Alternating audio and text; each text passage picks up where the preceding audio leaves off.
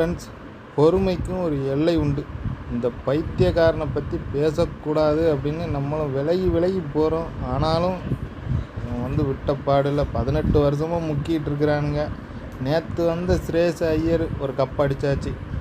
ஏன் ஆட்டிடியூடு, அதாவது ஜெயிச்சிட்டாங்கிற அந்த வெறியை எப்படி பிஹேவ் பண்ணுறான் பாருங்கள். எவ்வளோ வருஷம் கிரிக்கெட்டில் இருக்கான். இது ஒரு ஜென்டில்மேன் கேம். இந்த பைத்தியக்காரன் என்றைக்கு வந்தானோ அதுக்கப்புறம் அது ஜென்டில்மேன் கேமே இல்லைங்கிற மாதிரி ஆகிப்போச்சு. ஒரு நேரத்தில் விராட் கோலி அவ்வளோ பிடிக்கும். ஆனால் அவனுடைய ஆட்டிடியூடை பார்த்து அவனை டீமே பிடிக்காத அளவுக்கு நமக்கு ஆயிடுச்சு.